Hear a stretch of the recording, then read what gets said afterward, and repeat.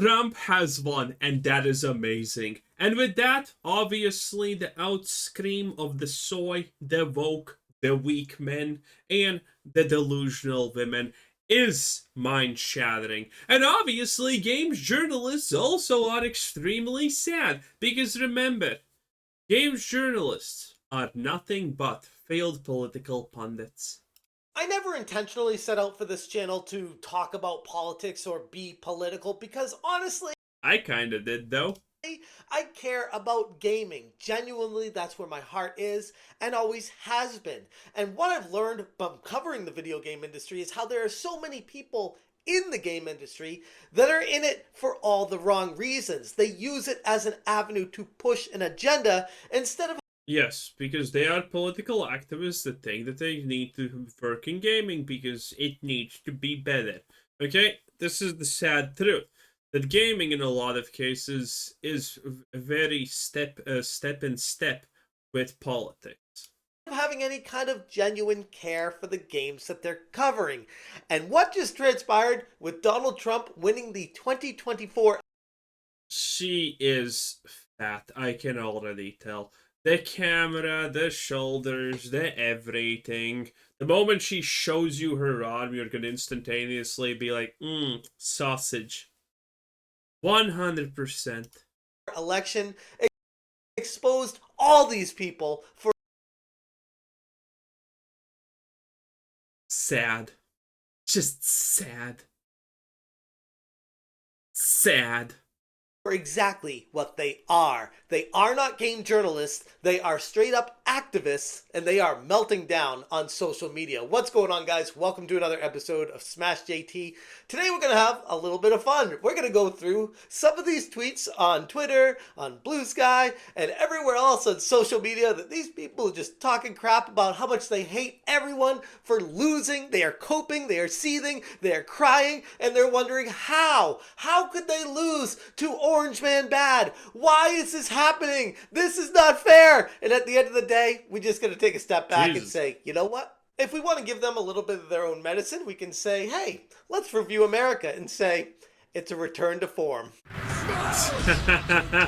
that subscribe, give me a like, and check out smashjt.com for the full article and screenshots breaking down all the great coping and seething with many of these journalists. And by no means is this all encompassing because there are so many to keep track of that you could literally make like 7 or 8 videos and still not cover all the coping and seething. I tried my best to pick the best ones out and go from there, but I'm sure there are more that I missed. Let's start off with Paige Madson, that is on Kotaku detected for displaying a history of hating white men in his tweets. Big shocker that this guy... Dude, we saw the pictures. He is weak, probably also short, which just gives a multiplier for weakness when we're talking about traits, okay?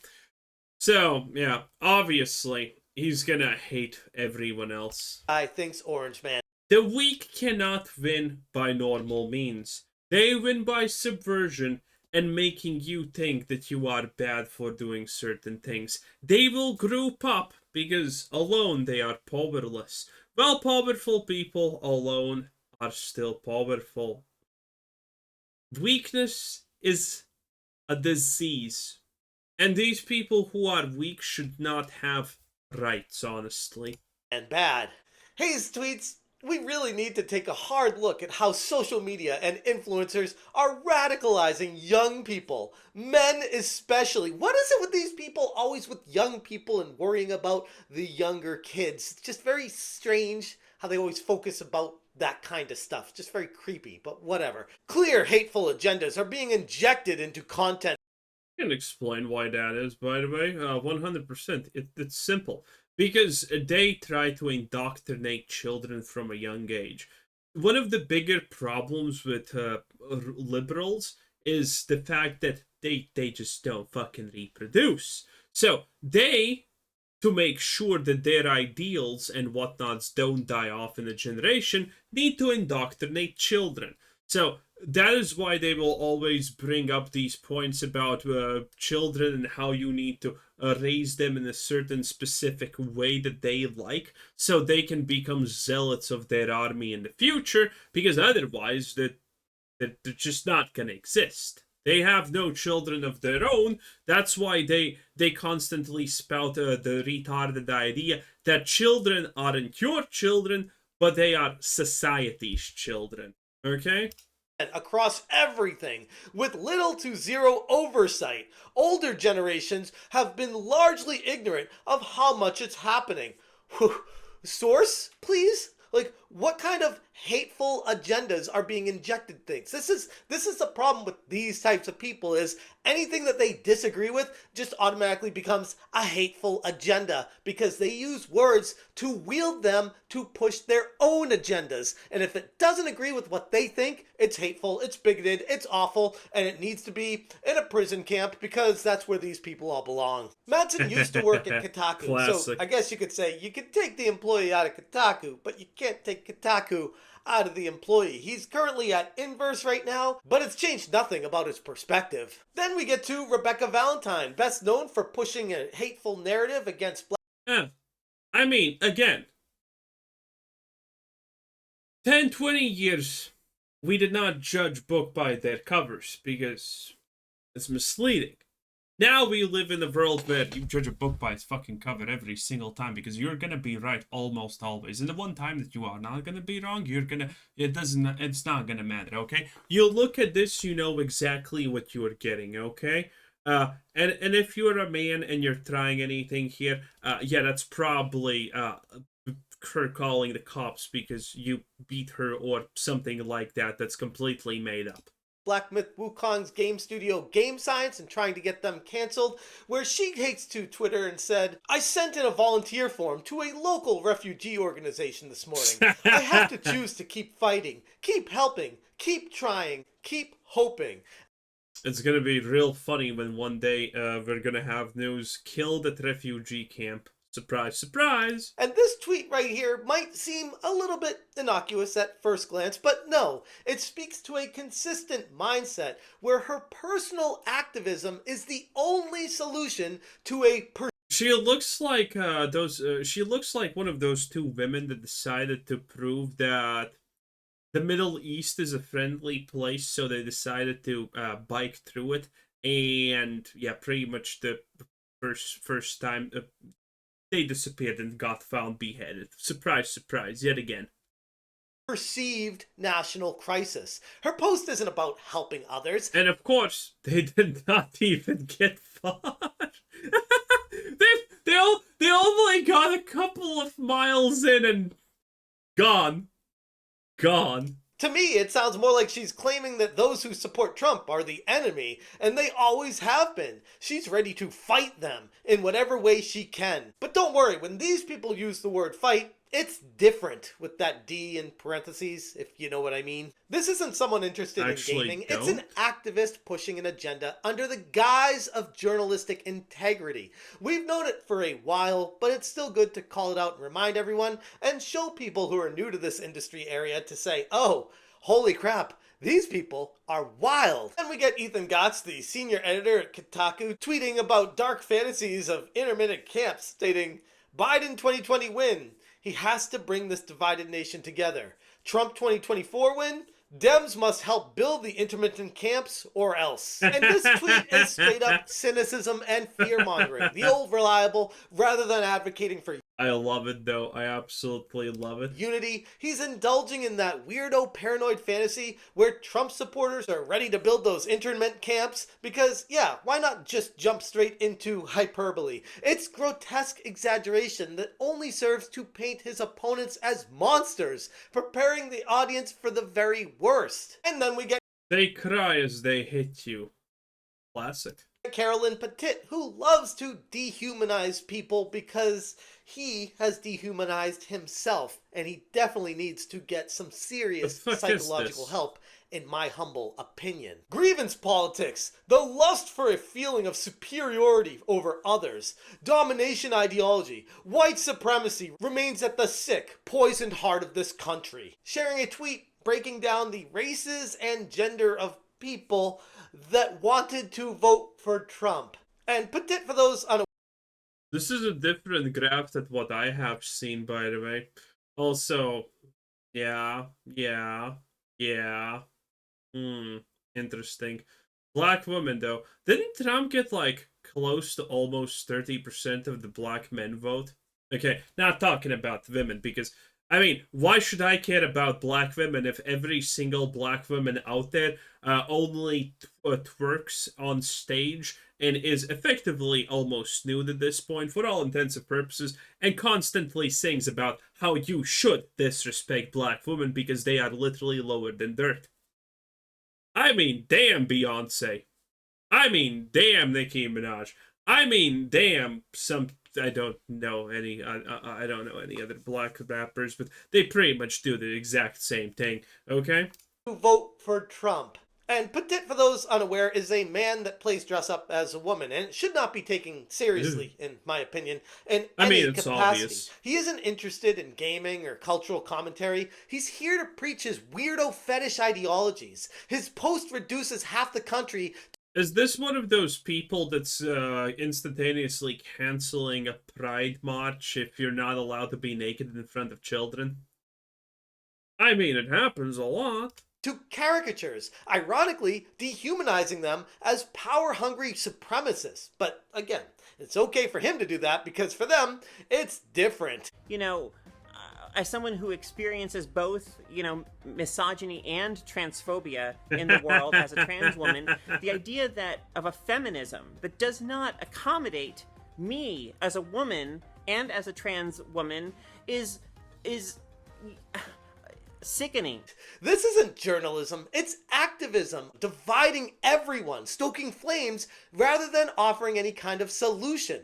The underlying message is clear here. He doesn't want dialogue, he wants his perceived opposition to be vanquished. Give him any power whatsoever, and he'd wield it to destroy you without hesitation. This is the same dude that backed up Alysa when she came at my wife. A truly disgusting individual, if you can even call him that.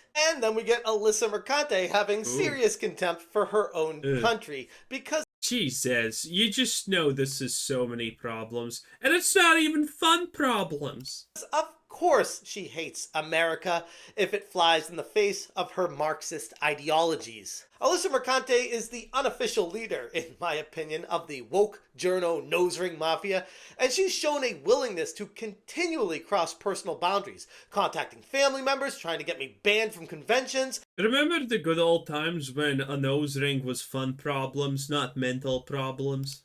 Advocating for completely silencing any of the opposition, had to say on Twitter, yes, the increased vitriol you saw online over the last few months was an indicator. Yes, they once again borrowed a playbook from reactionary, angry, perpetually online men. We are a stupid country because, of That that didn't fucking mean anything. I'm not sure what any of these words.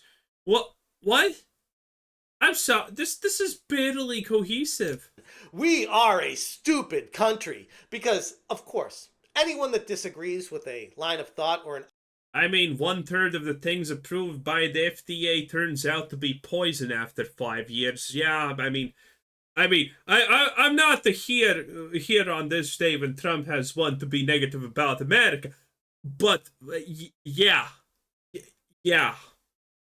ideology that is held by Alysa has to be stupid. She goes on to say, at this point, I'm an expert in online extremism and how it seeps into the Look at that, same, but from opposite spectrums. real world. So if you need anyone to speak to it, hit me up. Which I would argue she probably is an expert in it, but not in the way she's trying to come across here. She's an expert in it because it's all she focuses on from her own perspective on a daily basis. And then we get to Jessica Cogswell, who is an editor for GameSpot, who has I'm sorry, I just need to see how fat she is. Jessica Cogwell body.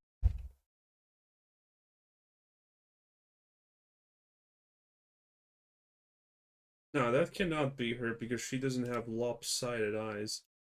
Instagram maybe? I can't see it, but yeah, she's definitely. There we go. No, is that her? Hmm. I can't tell if it's her without the glasses because the hair seems different, but I mean, I'm seeing a lot of fat pictures, you know what I'm saying, boys? This. Well, she's actually. Oh, okay. Well, surprise, surprise. She's not a land veil. Still getting to that. Many times in the past said that she suffers from clear depression issues among many other social anxiety issues. And she's lamenting the influence of social media on, you guessed it, once again, younger people, because that's what these people always seem to key in on. I don't know how we do it or stomach it, but all I can think about right now is how we need to somehow reach the young white men and women who are being pushed far right by TikTok, Instagram, and other sites like this, run by people with very clear agendas and hateful hearts. Because yeah, I'm sure Instagram is definitely on the side of, you know, the chuds. obviously everything boils down to gender, skin color. They look at people like a number and a checkbox. They are the epitome defining of what DEI is and what's wrong with it. This is the epicenter of where it all comes from. People like this trying to label you, put you in a box and say, we... Yeah, you can try to hide it. You can try to hide it all you want. But the arms are instantaneously gonna give it away. Put you in a box and say, we need to teach you how to think properly because that way we can control you. Ash Parrish from The Verge saying, it's begun.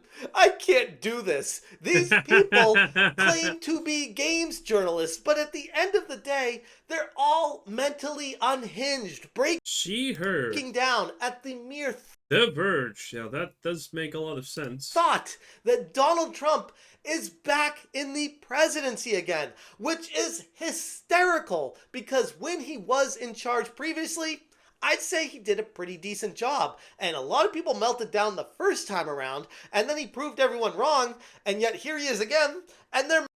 I love how the first time it was, if you vote him in, he's gonna make concentration camps. No concentration camps. Second time, it's literally Hitler. I mean, one can dream. melting down all over again. Makes you wonder why that is. And that brings me to NickKandra with the veiled hostility towards any of his political opponents, stating, did my part, time to make sure we move forward as a country and not backwards. Here's hoping Trump, Musk, and all their cronies have a very terrible week. Yes, Dude, Trump has honestly the greatest lineup ever gotten, okay? Elon Musk is gonna check all of the government operations and trim a lot of fucking fat, probably. Then we're gonna have JFK Jr.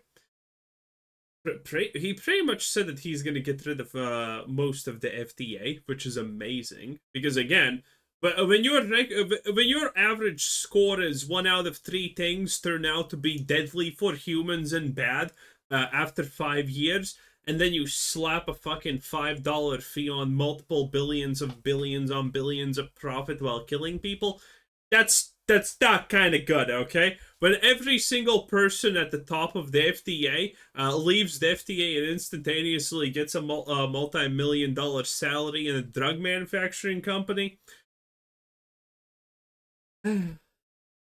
yes, Nick, let's hope they all have a terrible week, which ironically is exactly what you're going to be dealing with for the next 4 years. And honestly, it brings me great pleasure to say that to you. What all these posts have in common is abundantly clear. These individuals are not journalists, at least not in the traditional sense. They're activists, using the veil of journalism in gaming to put... All these people teeth, by the way, what the fuck? Are they all just like meth smokers or something as their pastime hobby, or what exactly is going on here?